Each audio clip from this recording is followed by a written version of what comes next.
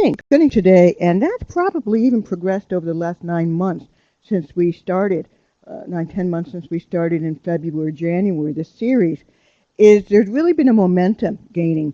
And we were, when you get sort of, I would say, climate wonks together, is a nice way of saying it, but people who are really in the know, like Stacy and Maria and Alan, of course, what you find is there's a lot of talk about where we were and where we are.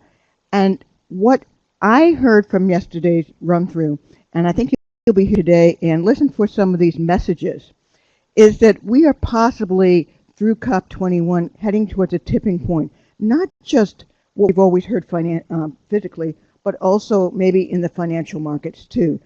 Financial markets are beginning to realize for stability, they need to really integrate and mainstream the idea of looking at the climate, climate change, financial risk on the economy and what it means to their overall growth and prosperity and livelihoods too. So that's one thing that's really interesting.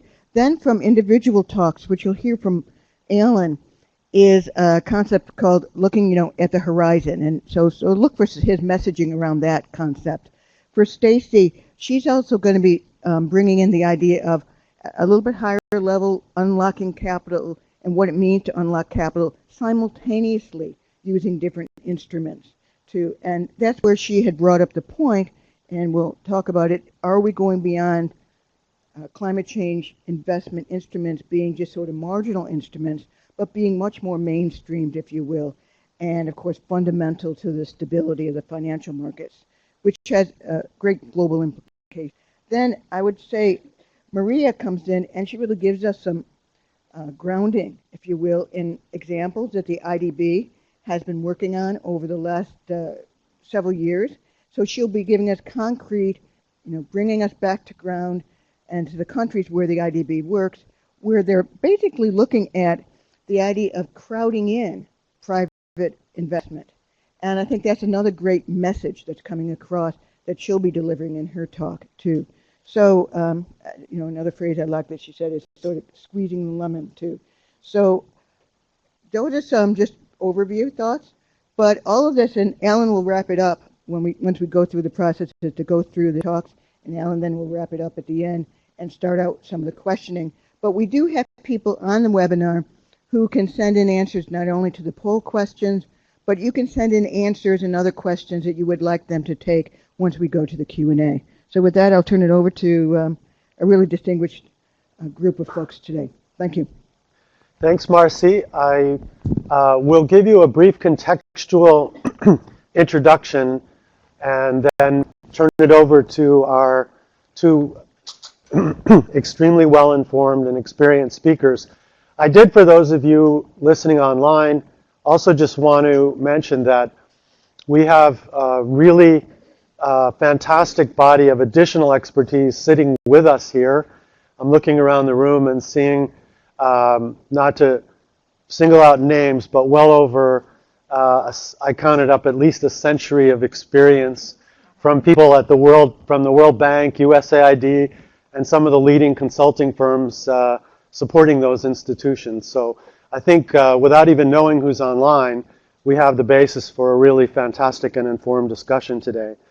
So before I briefly introduce, what I'll do is briefly introduce both speakers so that we can just smoothly move from one to the other. I just have a few points to make. My own background, having been the last 16 years before retiring at the IFC and the Global Environment Facility. The first slide just kind of introduces the reality that finance is a very significant issue in the context of the climate negotiations.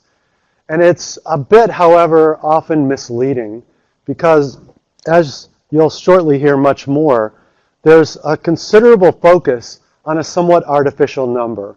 And that is the political commitment the donors made several years ago, really starting in Copenhagen, to provide an additional, I shouldn't say provide, that's a very key word, mobilize an additional $100 billion per year for climate change related investments.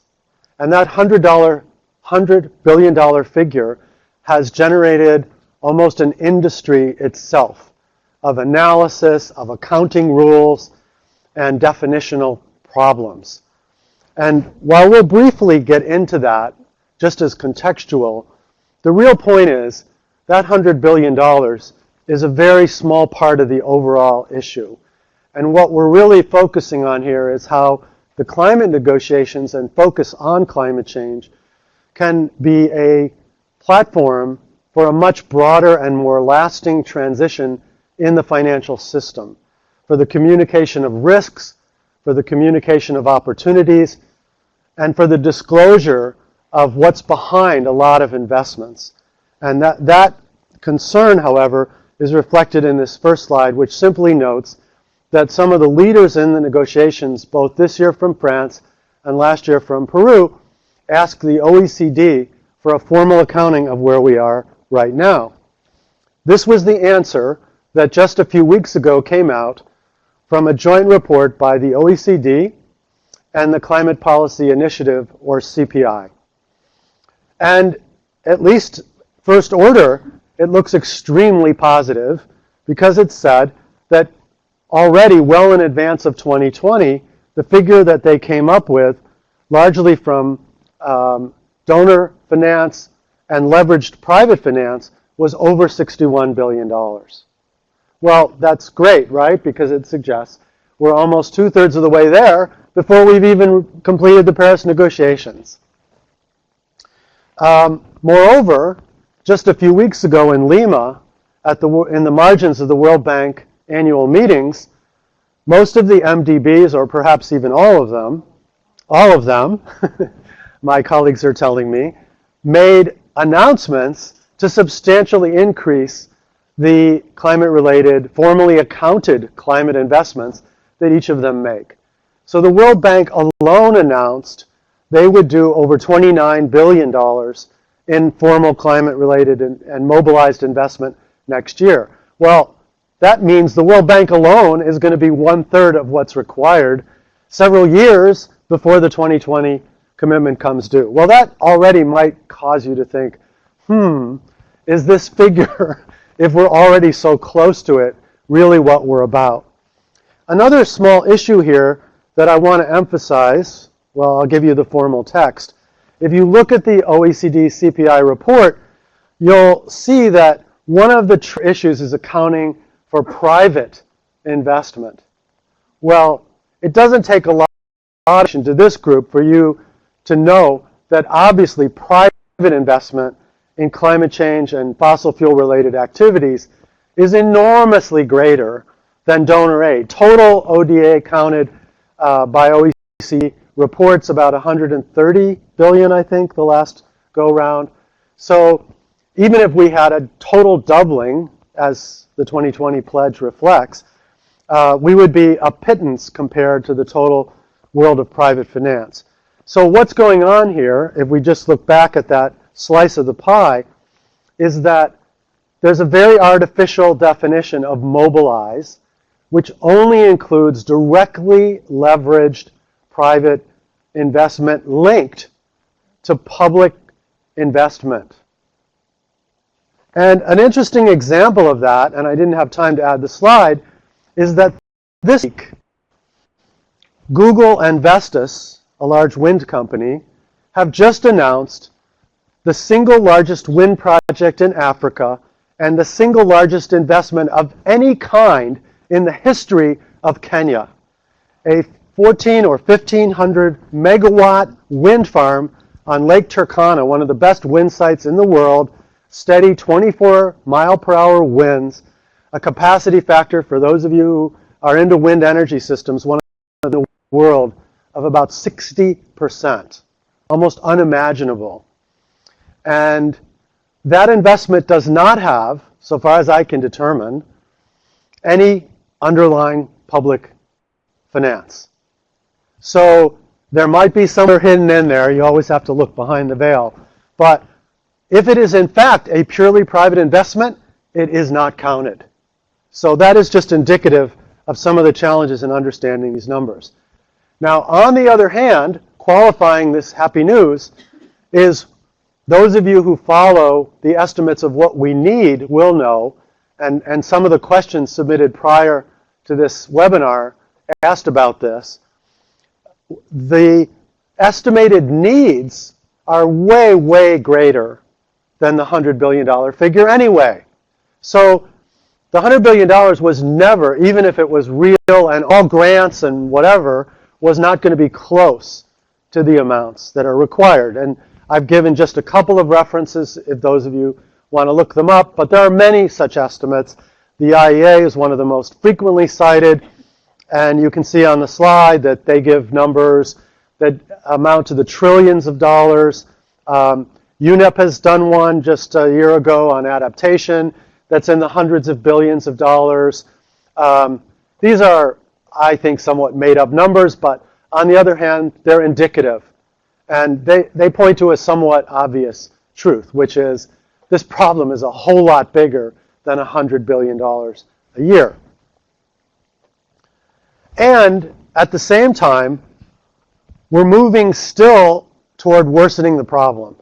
So this is just a reference to a somewhat limited statistic, which is how much we're currently spending on capital expenditures to develop further oil and gas supplies to create additional reserves, which all of which, if we don't burn them, will become stranded asset and a financial liability. And the answer is we're spending on the order of $600 billion a year, even after the cancellation of the Shell Arctic, lots of shutdowns of oil production because of very low oil prices. Yesterday I was walking through the halls of the World Bank, and I still saw in a hallway a big report only 3 years ago planning for higher oil and gas prices, economic adjustments. So these things are very volatile, but we are very clearly continuing to spend a lot of money on further fossil fuel, greenhouse, carbon-intensive resources. And that points to one of the themes that Marcy already alluded to, which is a speech by Marc Carney, not a climate guy, the governor of the Bank of England and the chairman of the Financial Stability Board, who actually, I learned yesterday, started saying a couple of years ago, but only got massive media attention a few weeks ago for a speech in Lima at the bank meetings where he pointed out, he referred to climate change as the tragedy of the horizon. And it's a great speech. I recommend it highly. You can easily find it online. It's actually about a 12-page long speech. It's not a simple one, in which he fully outlines the dimensions of the financial risks that we're currently facing from continued fossil fuel development. And it was a big enough deal that the Wall Street Journal felt it necessary to criticize him and challenge him. So that tells you they're concerned. And he was heard. And I think that by itself, in a way, is a good introduction to what we're going to be focusing on, which is, are we, as Marcy said, approaching now some tipping point where messages that have been out there, studies that have been made, stranded asset estimates, groups like the Carbon Disclosure Project and CarbonTracker.org, many other such initiatives, the Climate Bonds Group, etc., perhaps finally getting to a point where all of this is really going to begin to influence the financial system in a fundamental way. And my last slide refers to one such effort to bring the financial sector into this question in a big way. And arguably, along with my colleagues having attended many, many climate negotiations for far too long, one of the things that we did not have there was the presence of the financial sector. If they came, they were across town having their own meeting. They had no place in the meeting room. And that disconnect has really been one of the fundamental challenges. Well, in the last 2 years, UNEP FI, to their credit, organized what they called an inquiry into aligning the financial system. And again, there's a report. You can easily find it online. The significant thing to me was in some ways less exactly what they said than the group of people they brought together to do it.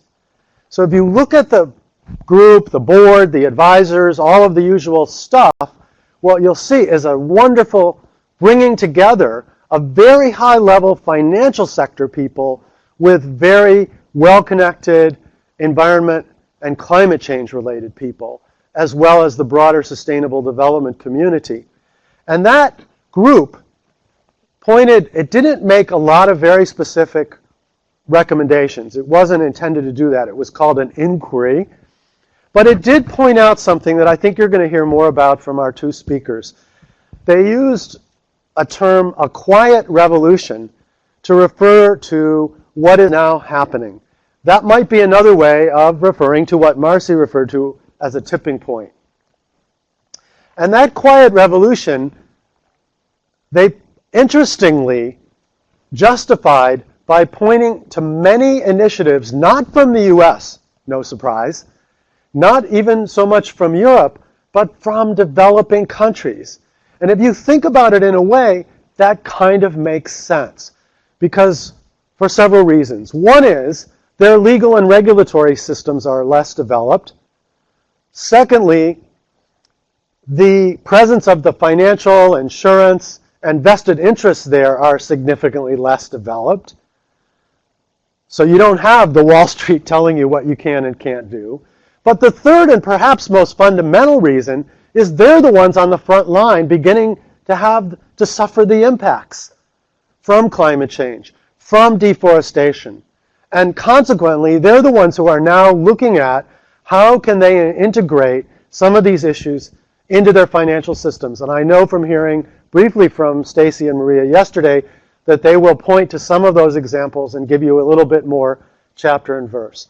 So with that, I'd like to now turn it over to our two speakers and briefly introduce both of them. Both Stacy and Maria, I'm very proud to say I've known for a long time and been able to work together with both of them, but in different roles. Stacy was at the World Bank and IFC, worked on a variety of roles, both, I think, significantly on the project implementation level, but also managing blended finance, where her role was actually to try to see how donor funds could be used more effectively in combination with private investment. That was precisely her job. And then she was over at US Treasury, where she tried to get more interest within the very large bowels of the bureaucracy in the Department of the Treasury before deciding to move on into the private consulting world, where she now has the wonderfully titled firm Climate Finance Advisors. Maria Neto, who I also had the opportunity to work with while she was one of the most significant players on finance issues in the Secretariat of the UN Framework Convention on Climate Change. And I was in some ways a servant of her role at the Global Environment Facility, where we took orders from the section of the negotiations which she worked with. But prior to that, she also had project implementation experience at UNDP. And subsequently, she's most recently, for how many years? 7 years, been in the Inter-American Development Bank, again, working on some of the most innovative and cutting-edge projects that you're going to hear about. So with that, I'd like to turn it over to Stacy. Great. Thank you, Alan, for that introduction. And thank you to APT and CEADIR for inviting me to participate on this webinar. I'm going to talk today about something that Maria mentioned and Alan mentioned, which is really the potential or possibility that we are experiencing right now, the shift from looking at climate change in incremental ways and financing climate change in incremental ways to what I hope I look back and see as the moment where we start to begin to see a systematic shift. in how finance and climate change is addressed by financing. So Alan mentioned the UN inquiry, and I think it's really important to start there. The UN inquiry just launched its report on October 8th in Lima. I would highly encourage you to go download the report and read it. But when you read it, recognize that the work that they did was really about how to get financial policy and regulation aligned with all of the great work that we've been doing for about 20 years on mobilizing and scaling climate finance, or financing for climate change, or financing to address climate change. And I would argue these things have to happen simultaneously. In a lot of policy discussions you hear somewhat of a chicken and egg argument. Well, if only the policy was right, we could unlock this capital. And you hear that a lot with carbon pricing. I think that this has to happen at this point simultaneously, and that I'm actually really excited that the work of the UN inquiry, the Bank of England, a few insurance companies, and others are starting to pick up this issue that financial policy is equally important to think about. So, we need to ensure that the channels of financing for addressing climate change are working and working well and working efficiently and have the right focus on speed and scale.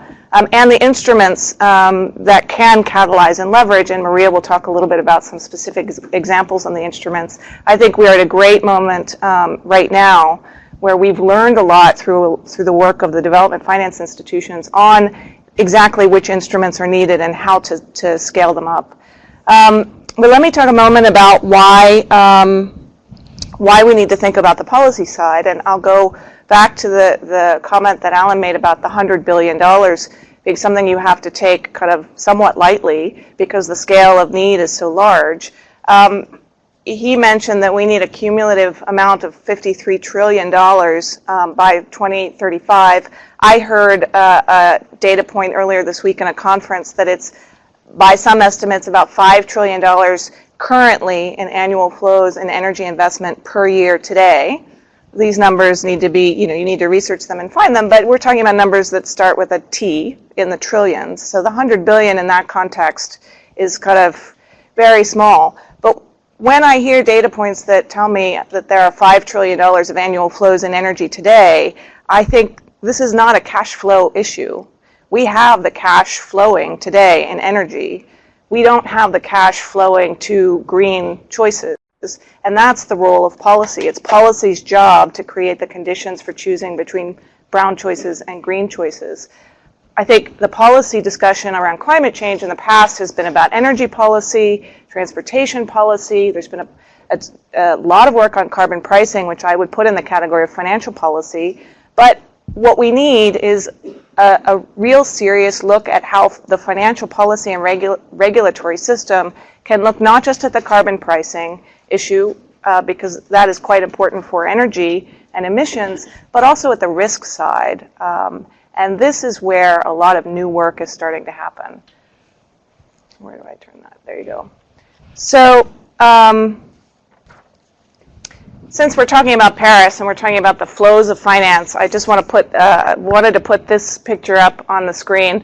You probably have all seen it. Climate Policy Initiative and Barbara Buckner have come up with this landscape picture now for maybe 5 years. I happen to really like this. This appeals to my need to understand how things move through a system. It's important to recognize that this is a picture of just what is currently counted as climate finance. So when you look kind of in total, this is about $330 billion of flows annually. It's not broken down north-south. This is global. And in that red circle, these are the funds that are channeled through the multilateral funds, such as the GCF and the GEF. And this is where people kind of identify that the channel for that $100 billion. Relatively speaking, that's still quite small, even for the amount of flows that are being counted today that are going towards climate investments from other sources that are the target of the things that we talk about when we talk about unlocking other capital. And this has been something that we've been talking about for quite a long time. Again, the existing official channels of the climate finance architecture is just one part of a larger ecosystem. There we go. The other channels are equally important, and sometimes, depending on where they come from in terms of donors, they may actually be larger kind of pipes than the multilateral ones. But the common thread between both the multilateral channels and the bilateral channels is the desire to maximize the crowding in effect. Really, kind of, how do you take the scarce public resource and unlock or crowd in additional private capital in the most efficient, effective way with the greatest speed to market? So we need flexible instruments, and we need efficient processes, and we need partners. So just a moment to talk about those other channels, because I think a lot of discussions in the last decade have been about how do you get institutional capital or pension fund capital, thank you, unlocked. And some data points around the amounts of capital that those two groups sit on, I've heard $83 trillion, right? So $83 trillion is the size of the pension fund and institutional investor set of assets. The ability to unlock their capital requires having things that can address some of their very particular needs. And we've had this discussion about how to unlock their capital somewhat in the abstract. You still do not see a lot of that capital being allocated for climate investments or being allocated for climate investments in developing countries. And this is because they have very particular regulations, they have very particular capital adequacy requirements and buffer needs. And they have, they actually have, many of them, the need to have high liquidity. And so some of these projects are not kind of as liquid as what they might need. On the other hand, they seem like attractive sources of capital to unlock because they are long-term investors for the most part, right? They need stable returns over a long period of time. And you can maybe think big infrastructure projects in developing countries would match those needs, but I think the kind of vehicles for crowding in those sources of capital haven't been fully developed successfully yet. There are a few. This week there was an announcement at Secretary Kerry's Clean Energy and Climate Conference of a fund called the Aligned Intermediary, which was launched this week. And it's being led by Peter Davidson, who ran the Department of Energy's Loan Guarantee Program. And what I found unique about that was that it is actually specifically targeting those investors for climate projects. So you may, in a year or two, after they've gotten off the ground and have made some investments, you may have a situation where you've got some of these investors starting to have actual experience with these kinds of projects in a way that they don't today. Nonetheless, we probably still need to develop the vehicles that can crowd in their money now through either layered funds or through risk sharing. Sorry, there you go. But let me talk about the financial policy side. Again, this is something that I'm quite excited about. Alan mentioned Marc Carney's comment about the tragedy of horizons. He also said, once climate change becomes a defining issue for financial stability, it may already be too late, and I would absolutely agree with that. When you think of kind of how the financial system can think about climate change and can address climate change, obviously there are the incentives to do more green policies, credits, preferential treatment for some kinds of green investments. When you look at the UN Inquiry Report, they actually have some examples of some countries that are putting in place those specific kinds of regulations, including China and Brazil and Bangladesh. And disincentives to not invest in the brown. Obviously, carbon pricing is something that people think about a lot. But we really do need to understand the climate risk side. And for this, we have a lot of work coming from the insurance industry in particular to really understand what the economic impacts are from physical risks of climate change. This is really important. We've had the Risky Business Report in June of 2014. The UN Inquiry picked this up. Willis Re, the reinsurer from Europe, has an initiative called the 1 in 100 initiative, which is really about understanding what the economic costs are from climate change. Just to put this a little bit in perspective, in well-developed and mature economies like the United States and like Europe, where insurance markets are deep and dynamic, you still have, let's say at maximum, 50% of your exposure to physical risks covered by insurance products. Simply stated, that means that at least 50% of those costs are borne by the government and the taxpayers. This will increase with the increasing frequency of extreme weather events, some of them tied to climate change, some of them not. And this is a huge exposure for any policymaker and will have knock-on effects to the financial system. At a minimum, we need to understand where those risks are, what the impact of those risks are from a system perspective, and what we can do to kind of manage that. From a finance perspective, I think of this as, when you're assessing a project and you're assessing the credit worthiness of your counterpart and the loan you're giving to them, you think of, okay, well, what's the probability of default? What's the probability of these events happening? Well, we have past experience that the insurance company uses to underwrite projects.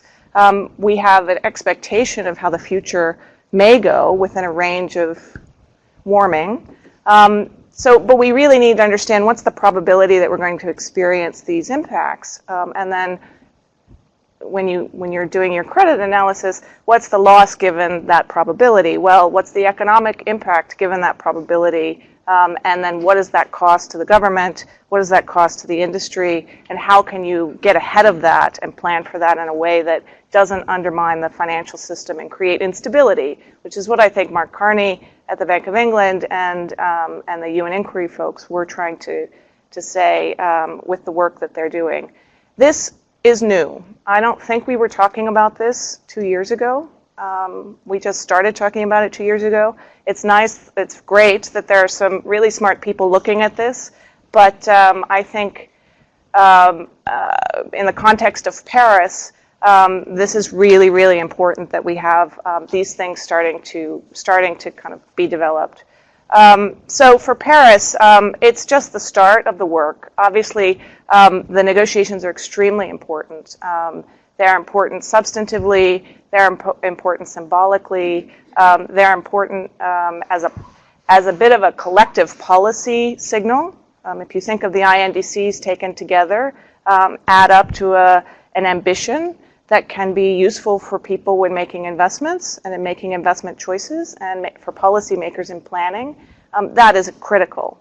Regardless of the outcome of Paris, having those INDCs is actually an incredibly important step. The SDGs were important a couple of weeks ago, and this idea that you're going to start seeing the shift from the incremental idea of climate finance to finance throughout the system is also quite important. I think of this as just the beginning, and I hope in 5 years when I look back on Paris, I see it as the tipping point that Marcy mentioned, where we really do start to see this going from kind of incremental to systemic. I'll turn to Maria for now. Thank you. Thanks, Maria. Here you go. Okay. First of all, thanks a lot, Marcy and actually Marcia and CEADIR ABT and Alan for inviting me to be here and participate in this discussion.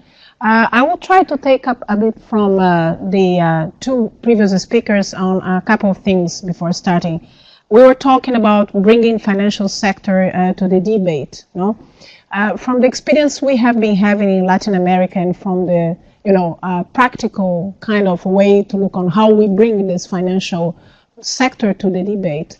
Our experience is that often you have to look at the financial markets and the financial institutions as private sector players that will be interested to engage on climate change depending on their perspective. So Often we talk about financial markets kind of generalizing, and we have to be very careful when we discuss about this shifting and the necessity to bring these people in on the different types of incentives, different types of financial actors will have.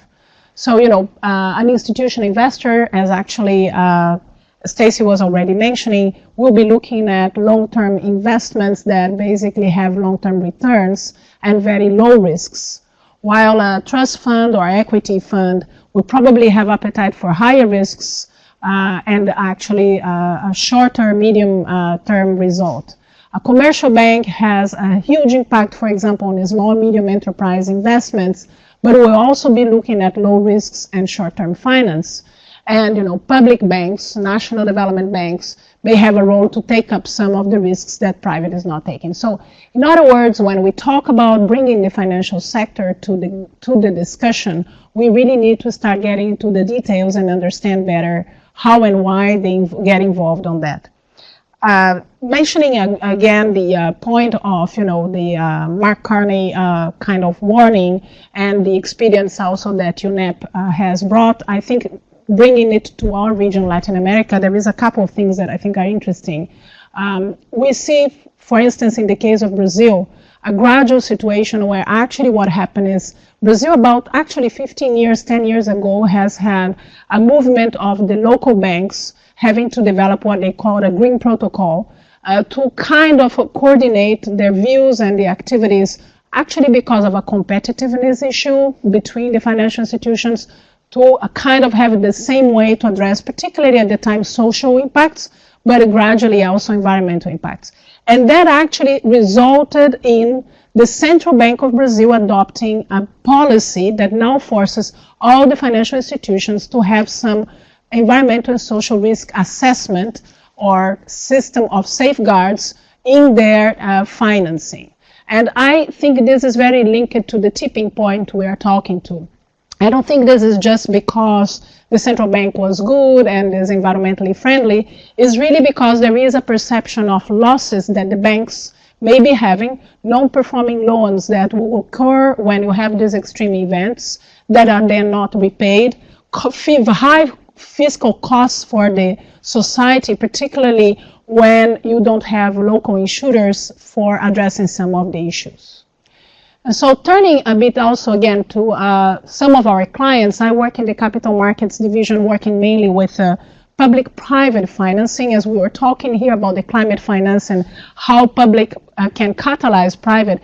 I just wanted to show here, there is a number of banks in our region that are already kind of doing this, attempts to develop some instruments on the ground. And we have been learning in the last years, and I think everybody is learning with this experience on how to precisely crowd in different types of private investments. No? It's important when we talk about this to consider what kind of instruments you are also looking at and how these instruments are going to be set in a toolbox.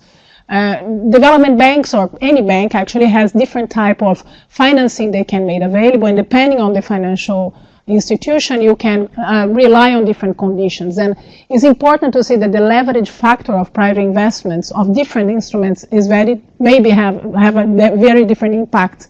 And you often will probably need to even think about a combination of them.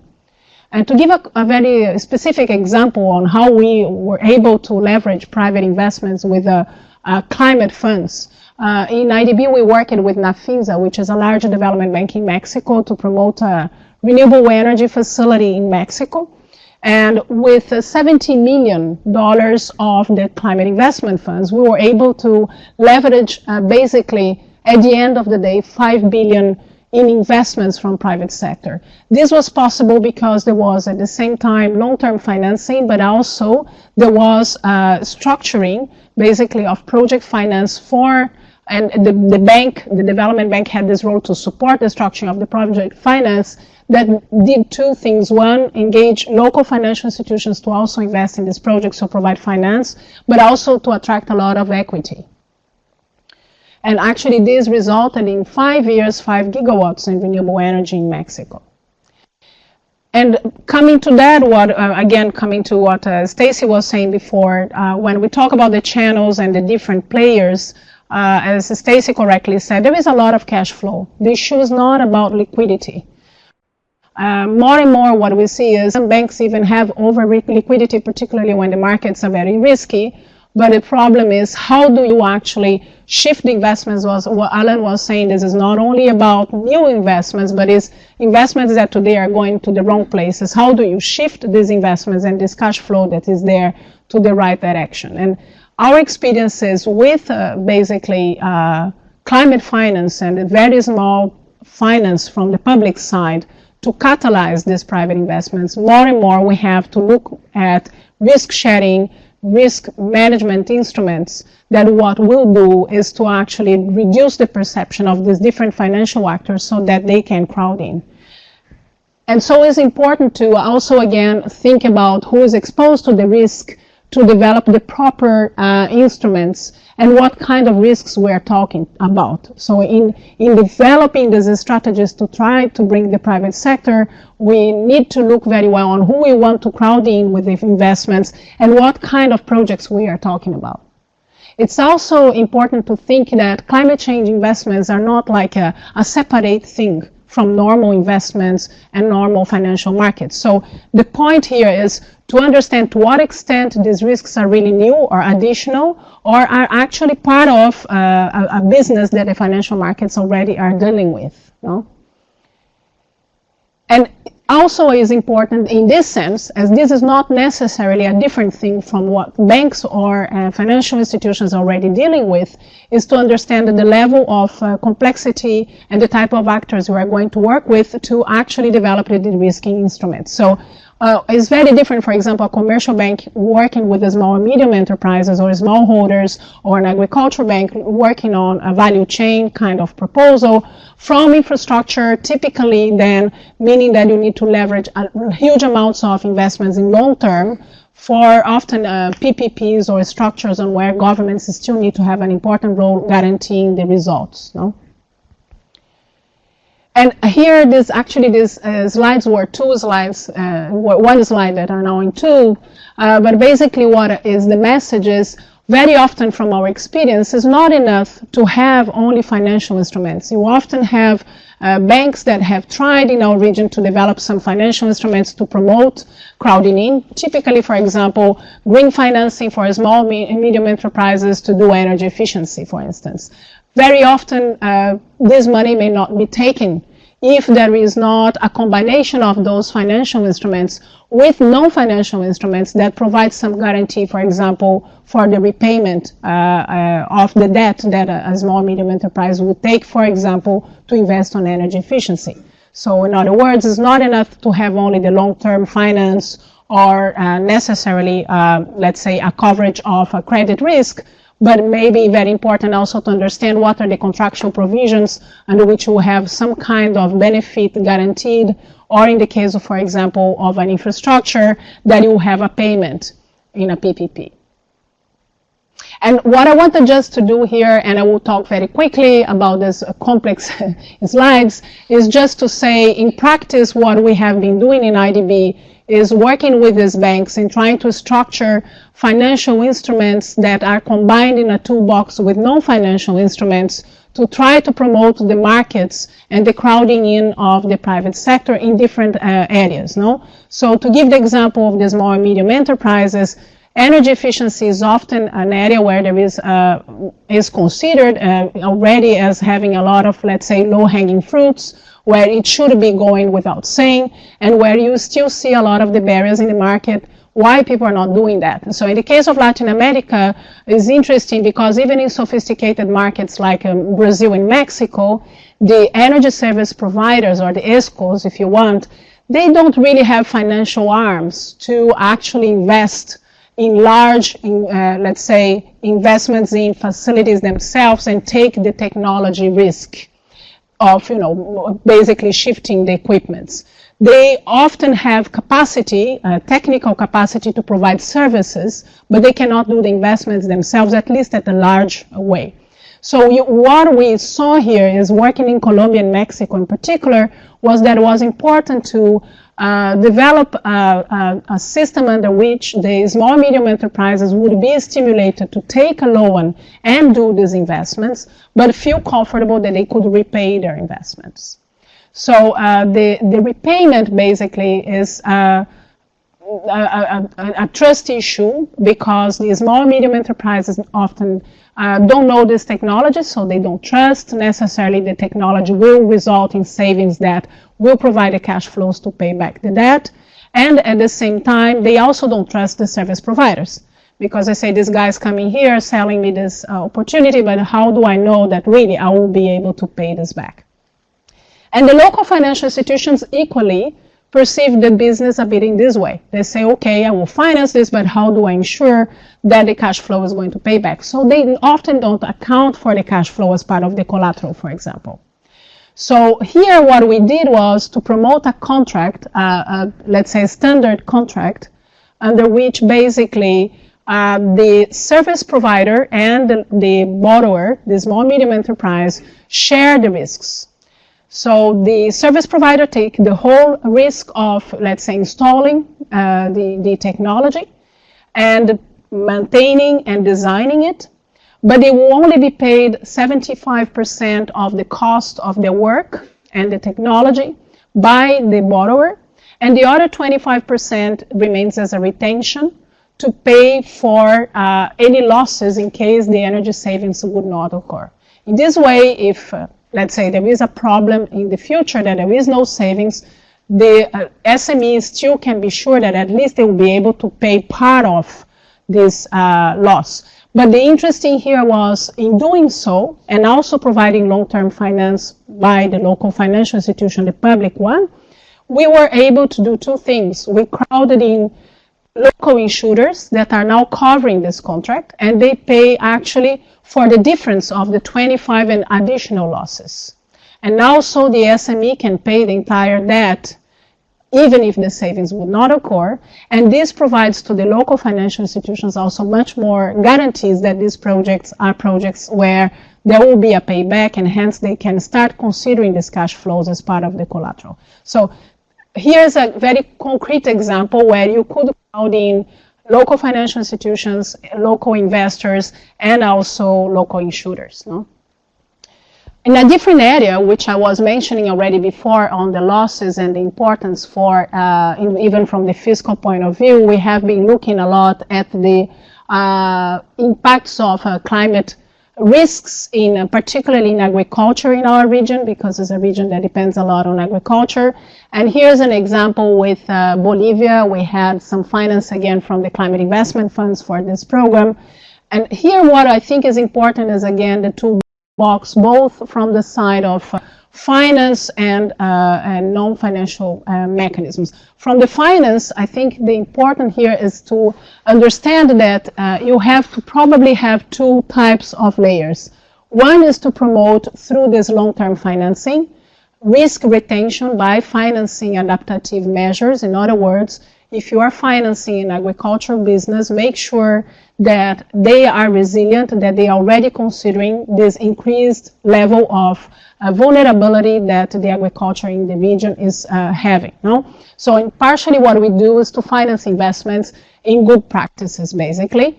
This is then layered with a work on parameterizing and trying to understand what are the specific risks that are, let's say, increasing over time because of climate change, and engage the local insurance market to give better premiums for those who are doing these good practices, and at the same time get engaged in doing some coverage for these new risks that are coming up, so that it becomes more affordable, but also there is kind of a price for those who are doing good practices. They get to pay less insurance.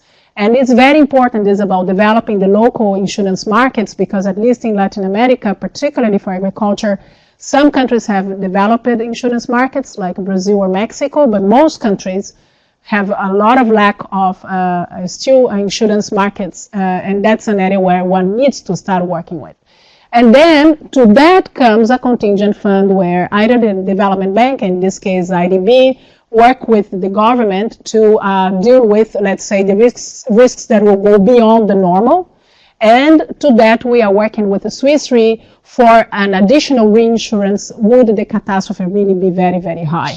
in a way, this would reduce the fiscal costs for the government, but also very important, the costs for the agricultural business and for the banks, because these people mostly have credits that they have to pay back and will not be paid when this kind of situation happens. And the last example I just want to give is also that the other two examples were more on the small and medium enterprise kind of perception as a business, but the same apply for large projects where you can do very interesting things in combining public and private again. And here is what Marcia was talking about, the squeezing the lemon. What we did here was try to develop is a challenging area, and I think it has been a learning area. We are happy to talk more in detail about this, but we have been working in Mexico, where there is a large potential of geothermal power, and some other countries in the region also have a large potential, Central America and Colombia, by the way. So in the case of Mexico, what we did was to try with, initially we had a concessional loan with the development bank, the local development bank, and we discussed with them, and the scheme we developed was having more and more concessionality at the very beginning, so almost grants at the very beginning when we are talking about exploration, and making our loan over time become more and more commercial. No? At the very beginning, the idea was basically that we provide what we call now a contingent grant, which is we provide finance for the drilling to actually do the exploratory part and to see what are the, let's say, potential really of finding any capacity, any geothermal power potential in these areas they are drilling. There is a huge risk that you don't find anything, and that if they don't find anything, this becomes a grant. But if they find any potential of producing geothermal power in these areas, basically what happened is that then we receive that as a loan. It's still concessional, and that becomes then a loan where they have to repay us back. And then over time what happened is we find there is a potential, but you don't know exactly how much we're going to really be able to generate. And so at that stage, what we do is that we have an insurance and a reinsurance scheme together with Munich Re. We're working with Munich Re on that. And then basically this will kind of give an insurance of what is going to be the power you are going to generate out of this geothermal site. And once this is clear and you pass to actually the construction phase, the bank actually should even be getting out of the business, and the financing becomes totally commercial because it becomes then basically commercially viable. So to actually summarize a bit the discussion, I think from Paris to that here is that at the end of the day, it's very important to have these messages at the very higher level in terms of, what is the ambition, where are we going to do? But it's also very important to understand better who are those actors that are actually really investing and which you have to engage in crowding in. And as Alan was saying, traditionally they were outside of the room. And it's very important to start discussing with them to understand better beyond just, 100 billion goals, try to understand better what is that makes that is different actors can get into investments, and how can we creatively also make better use of those very, let's say, scarce climate finance public funding. There we go. So thank you so much, both Stacy and Maria. I think you captured an enormous amount of information. Just to briefly, before I summarize, note that we had about 60 participants online, and we'll be open to questions from them, and to note that they cover at least 10 diverse countries around the globe. So I think it's a reflection of also the growing interest within the wider NGO and USAID community as well. So I did note earlier we have an extremely experienced and well-informed audience, so I'm not worried about having good questions. Let me just, however, briefly summarize before asking the audience for questions what I think a number of key points are, since I think some of what was said here is really, frankly, somewhat new. I don't think this is the same old, same old. I think what we've talked a lot about in the past have been specific projects and structuring donor finance. And the key points today have really revolved around how do we move from the incremental to the systemic? How do we move from asking donors for money to talking with the financial community about what they need for long-term sustainability? And from people, we're hearing from different voices, people like Marc Carney, who are not the same old voices. These are not people who typically speak for countries at the climate negotiations. These are people who may show up at the World Bank, IMF annual meetings to speak to finance ministers, not environment ministers. And connecting those communities has been, as you've heard, one of the most significant emerging changes in the climate sustainable development space in the last couple of years. I think, on the other hand, Stacy also very pointedly noted that there's a real time issue here. And some of the processes that we're talking about typically are very lengthy, time-consuming ones. So when you talk about changing accounting rules, you're in for the long haul. When you talk about changing financial policies and regulations across the developing world in multiple countries, even with the full engagement of multilateral financial institutions and donors, that is not quickly accomplished, et cetera, et cetera. So on the one hand, we're being told we need to be shifting rapidly. In climate change, we have the analysis of IEA that talks about the closing window, that we have a few years left in which we can reasonably stay within 2 degrees before the stranded asset problem and the shift from fossil fuels to renewables just becomes unbelievably economically impossible to envision.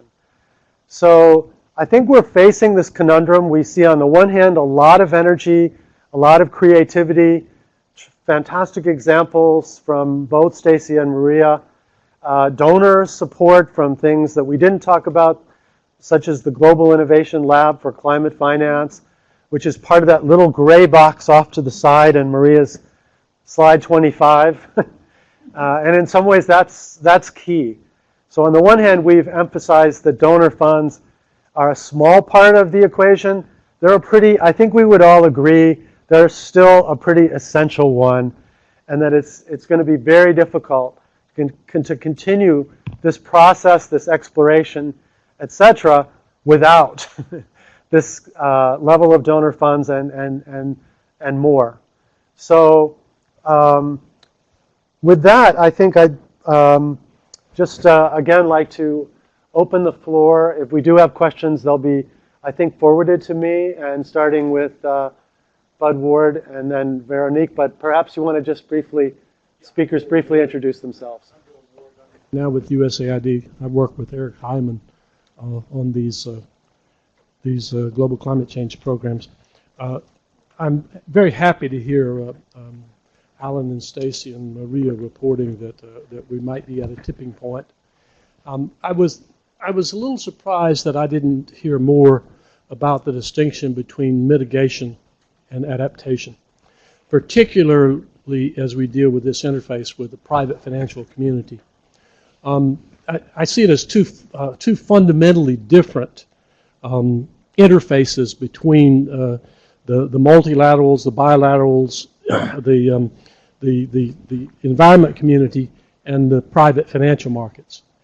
As we look at mitigation, the issue is it's a global externality that we're trying to finance, dealing with. When we move to adaptation, the problem is that we're switching from a traditionally risk-based financial markets, Knightian risk, and into an environment in which we don't know the probabilities any longer. And these financial institutions, they're going to continue financing large-scale investments, replacements, adaptations, new investments. And they will make this transition to a different way of looking at how you analyze and how you judge investments. For example, in terms of what we're now doing in the bilateral and the multilateral finance community with cost-benefit analysis. And some of you know the work by Nidhi Kalra and Stefan Haligati and a group out of the World Bank is this issue of robust decision making and other models for when you actually encounter this problem with adaptation that we don't know the probabilities any longer. So the basic point is I think that distinction is important to the interface that you're working on between the environment community and the private financial community, and I'd be interested to hear what you have to say on that comment. Shall we, I think we can just briefly address that, and I was thinking initially we might just take a series of questions, but that one is a very good one, so I think it is appropriate to take that up, and also to note that we are going to have another webinar specifically on adaptation.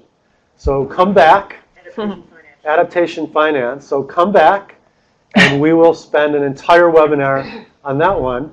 But I think it's fair to ask Stacy and Maria. Stacy, you want to start? Sure. On your point about adaptation, I would actually argue that the INDCs make it less uncertain than it was 3 months ago even, right? I mean, if you think about kind of how the modelers look at the distribution of where temperatures might rise, we actually have a collective policy signal by the countries that have submitted INDCs, which will narrow that in, right? So it's not as much guesstimate as it was even in the summer. We were kind of converging on a bit of an ambition. Whether that's met and how we ratchet that up over time is also quite important, but we've never had that before. The only thing we've had are the models, which are varying and wide, and a lot of prediction about what that could be. So I actually think that's why I think Paris is important and the INDCs are important, and the ability to review them kind of going forward and to measure kind of commitments is important. And I actually think the markets are going to start to pay attention to that as well, right? Because this risk issue is something that, yes, it's being discussed about by policymakers, and some people in the financial industry are a little nervous about that discussion because they sense the potential for regulation down the road. I don't necessarily think that has to be the outcome, but what it's also doing is it's creating some awareness within these financial institutions themselves. And if you think of a credit department's view on how they're investing, anything with a probability of default or a loss given default ratio at 50% is pretty scary, right? And that's, if you think about your probability of default being your kind of probability of these impacts, and then you think about the ways to mitigate that, it being your insurance or other ways to reduce that risk, you're still working with a loss given default idea pretty high. So I think there's going to be a lot of work by a lot of smart people, including from the insurance industry and some modelers around that particular issue. And that may actually happen in parallel with some of the other policy stuff. I don't know if you want to talk about that. Yeah, I mean, I more from the going again down to what we have as experience. Couple of things is true, that without a clear certainty, sometimes decisions are not easy to be taken. And I can take example in the Inter-American Development Bank. I remember we had a tough time discussion internally on, how much you really change investments. I'm not then talking too much about agriculture where you can have more good practices, but infrastructure investments. Of course, you may have huge decisions today that could cost a lot, and if you don't have certainty about the risks, it's not easy to take a decision. At the same time, we have to start thinking more holistically about how to bring private investments without only linking adaptation to the lack of data. What I mean by that, we had last week in IDB actually a meeting with public banks, national development banks, precisely on financing adaptation. And I think there is a lot of things that one can do to improve ways to promote adaptation that can be very important. As I was mentioning, in our region, we have a very small still insurance market developed.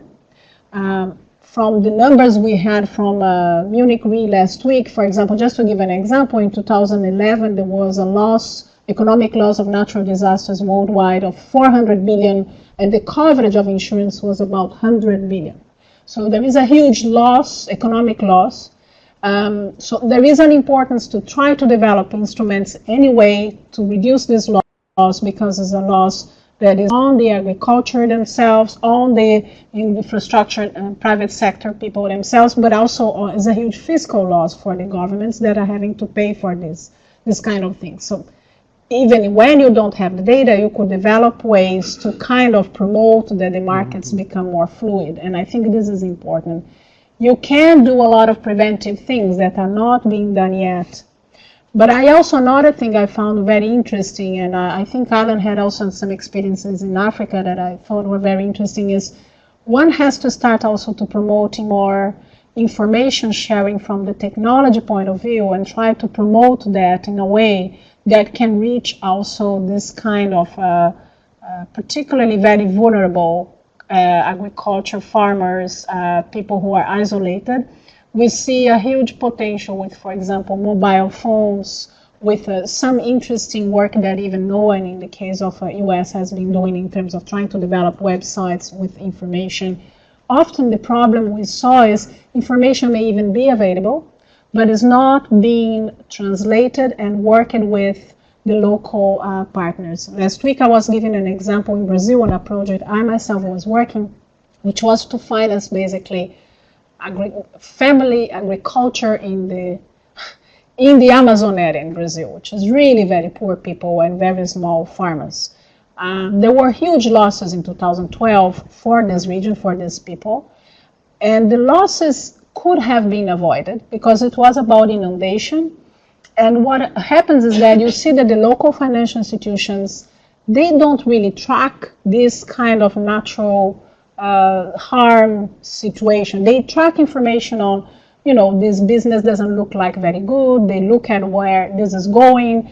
Should we not be promoting necessarily planting bananas, but we should plant manioc. But they don't look at, well, there is a potential of inundation historically increasing, and we should stop financing things that are too close to the river, that would be prone to inundation.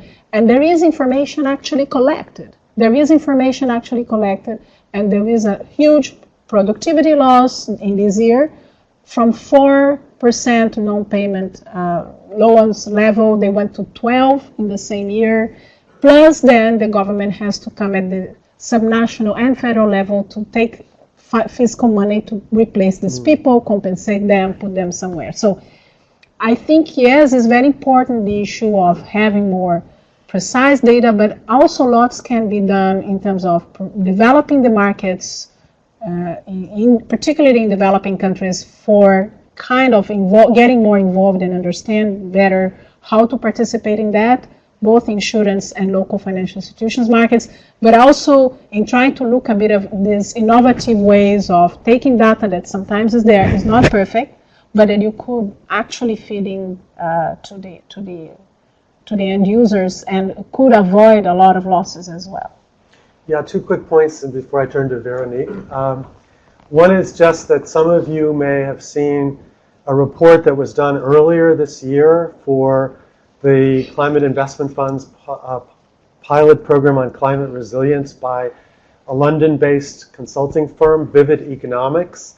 You can find it online. They looked at the range of adaptation in infrastructure projects by EBRD, and a key conclusion is that prevention is cheap.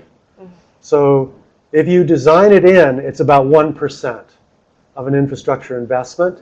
So I think there's a lot of room to reinforce what Maria just said without spending hundreds of billions of dollars to incorporate adaptation already. And I know the bank, through some of their internal programs, is beginning to make that connection.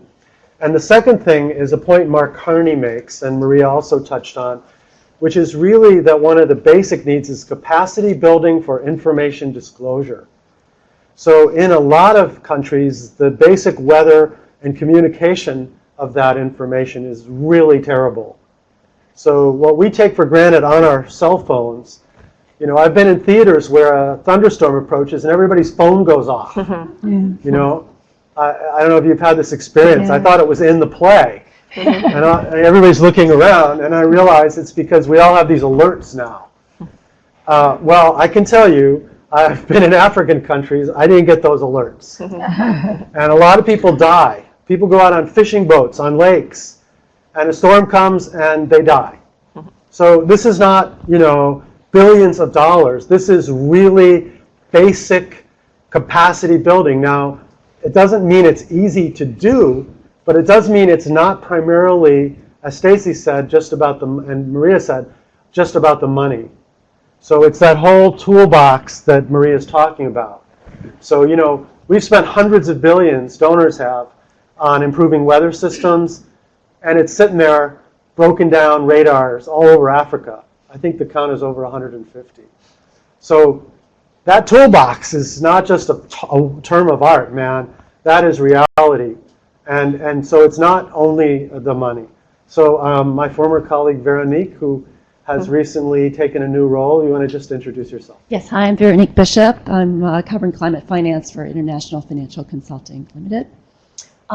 Really delighted to see you all and love your presentation. I mean, a lot of really critical issues. I'm glad to hear the evolution towards more focus on mobilizing financial institutions funding. And to Ben's point, and closely related to what you said, you can't really completely separate adaptation and mitigation. Sure, they each deserve several weeks of analysis separately, but you can't, you know, you can't look at the risk of a hydro or a wind project without looking at meteorology, without looking at adaptation, without looking at, you know, future estimates of water flows, et cetera. So they're indistinguishable. And from the financial institutions' perspective, it's certainly at the highest levels, they're looking both at the investment to asset side and the liability side. So they're really inextricable. Although there's so much in there, you really need to look at both sides. But my question really has to do with sort of digging into Stacy's point about mobilizing the funding from, in particular, pension funds, insurance funds, the long-term financiers, the long-term sources of funding that are somewhat risk-averse. And so clearly the issue is structuring financial intermediation for the time being that's going to enable them to access or to invest in the sorts of both adaptation and mitigation investments, to make the green choice rather than just the expedient choice. And so my question really is, okay, so the focus so far has been on industrialized country pension funds, but frankly there's a lot of reasons for focusing on the developing country funds, particularly because, as Maria points out, no shortage of liquidity. I can't tell you how many times I've heard that. No shortage of liquidity. A lot of these infrastructure projects are generating income, revenues in the local currency, and of course you want to finance it in the same currency. Yes, you can finance it internationally, but it's a lot more expensive and tricky, et cetera. So my question really is, what sort of opportunities are you seeing to structure credit enhancement or financial intermediation products so to intermediate between that pool of local funding that has the similar sort of requirements for quality and liquidity, et cetera, as in industrialized countries, maybe a little more flexibility, as Alan was saying. Maybe they're not so entrenched. Maybe some regulations could be changed. But in the meantime, concessional finance could potentially be used to help support that, and structure facilities, provide backstop, provide loan loss guarantees, et cetera. So wondering if you have any examples of that, or can you comment on where you see that going? Thanks. Can we take a couple questions, or should we answer this first?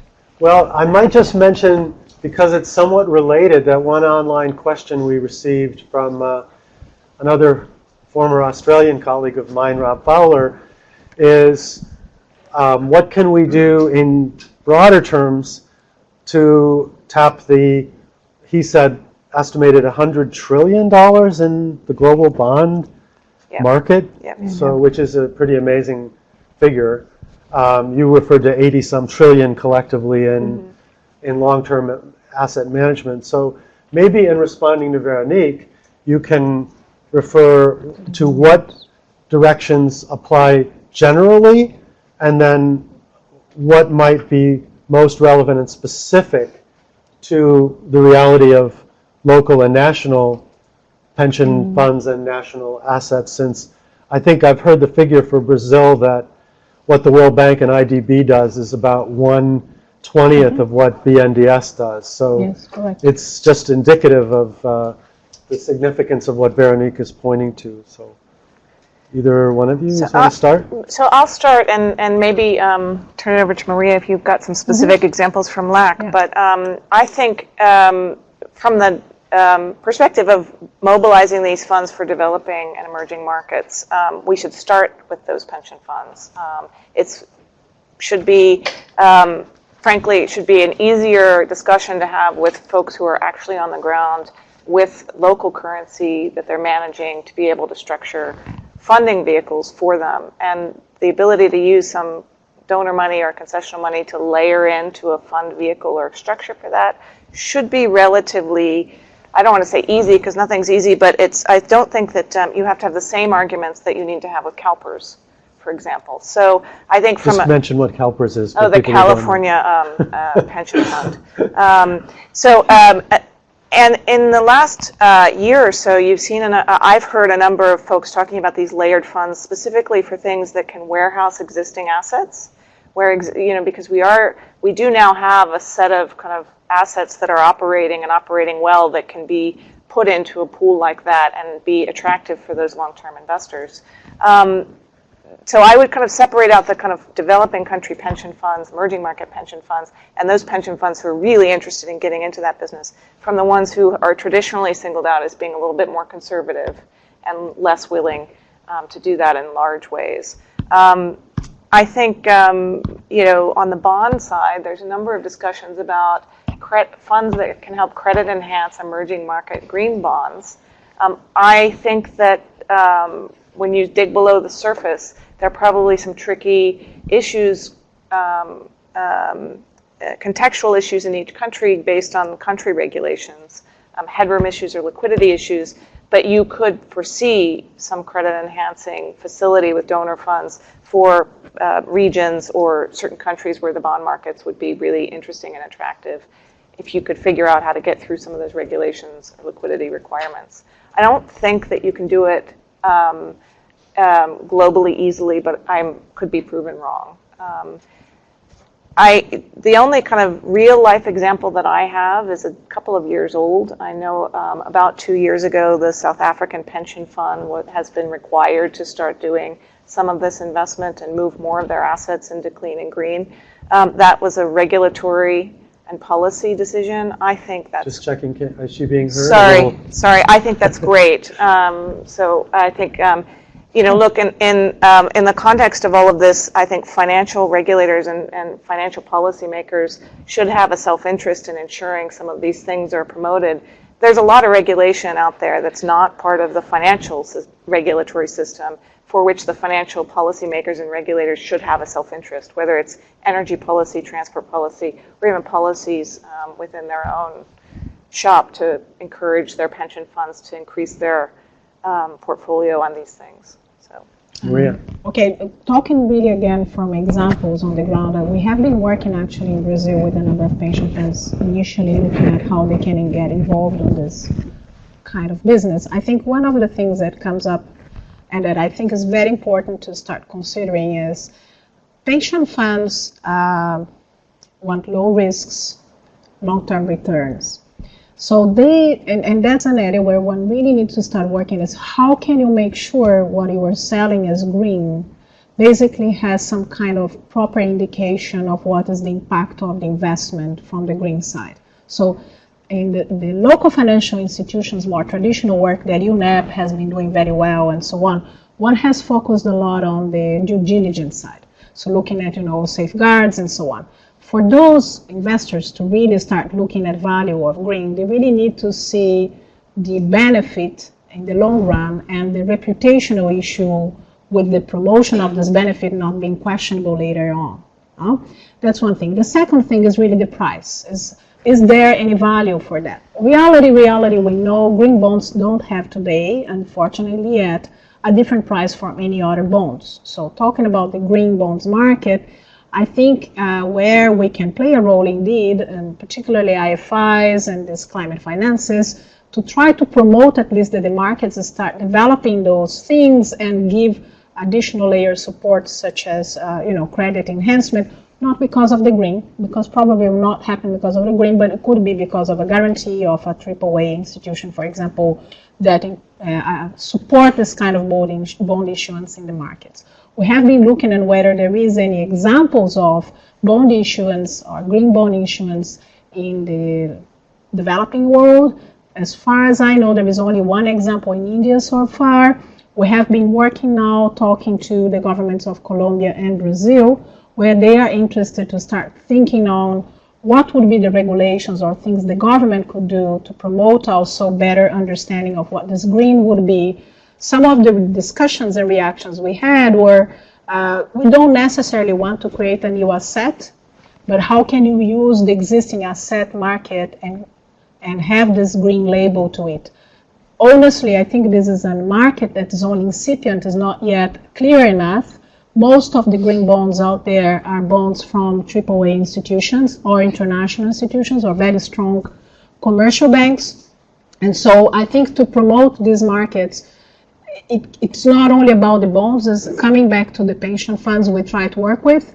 The challenge for me, and there's an area where there is need for much more work, is how can you start promoting this kind of indications of what are a positive impact finance. I know UNEP actually just launched with an initiative of about 20 banks recently, some work on that, because UNEP FI is seeing that beyond the traditional due diligence thing, we don't have any more clear, at least there is no carbon markets right now, so we don't have this carbon pricing being something very clear in the market, but probably you don't need a carbon pricing, but you need at least something that gives some guarantee again that if you're involved in these pension funds, you should do something.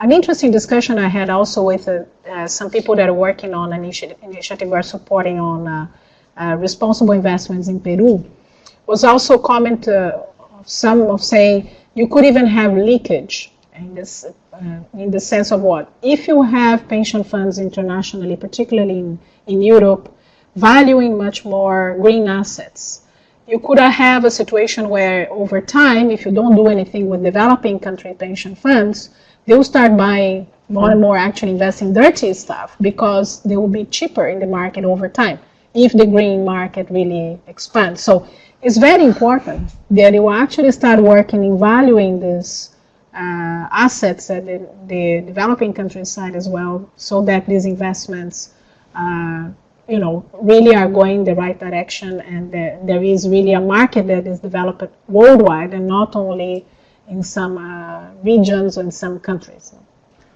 So we may have time just for one more question. I'm looking to my colleagues. Hi, Eric Hyman, USAID Economic Policy Office. Just wanted to add a couple of comments and some additional information. For those of you who were not here on one of our earlier CEADIR webinars, we had an entire session on green bonds, so you can refer back to that. CEADIR is also doing some work in green bonds. We recently did an assessment in Peru. We've been looking at energy financing issues in Mexico. And one of the constraints that we found in both of these countries is the ability of subnational governments to access or obtain bond financing has been an important constraint. I also wanted to mention the Bloomberg New Energy Finance recently released their latest climate scope report, and they're projecting very large and continuing increases in renewable energy, particularly utility scale, through 2035, more so than the IEA and other estimates. And they comment that they previously had been thought to be on the aggressive side in their cost reduction assumptions, and they've always been underestimating those changes, and then also the potential for battery storage to reinforce that going forward. Just to add on to that, Catherine Stratus from Climate Change Office, someone from Bloomberg will be presenting on that report on Tuesday at a clean energy event at the Wilson Center that AID is co-hosting. So thank you all so much. As it almost always occurs in these webinars, we run out of time with the discussion really just getting going. And that's just a way of emphasizing that the CEADIR process, as Eric just explained, is very much an ongoing several-year program. So you can both look forward to our own activities in working with aid to try to address some of these things. So we'll be definitely calling again on Stacy and Maria and some of you in the room to try to help us in pursuing some of these issues. As you heard, there's an awful lot of work to be done, and AID has been one of the very critical players in many countries in attempting to do this. And also, if I remember correctly, I can point to our forthcoming webinars and the fact that we will have what you've heard online. These sessions are archived. And have we set a fixed date? Is that one now set? It's November 18th. We're just checking on that. Okay, so stay tuned. But the current plan is for the financing adaptation session to be Wednesday, November 18th, which again will be before the COP.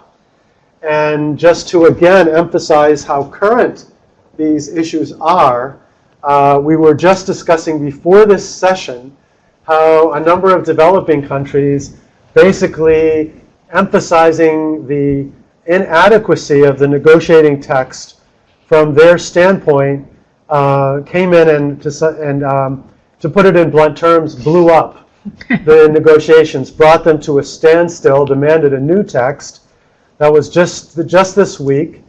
And in the summary from Lima of the World Bank annual meeting, I noticed that one of the points that was described as among the most significant was, quote, under the leadership of the Philippines, the so-called V20 group was formed, comprised of 20 countries significantly vulnerable to climate change who intend to be a coordinated voice for vulnerable countries. So I think the link between adaptation, political consensus, and finance is very, very clearly one of the most critical for the Paris talks.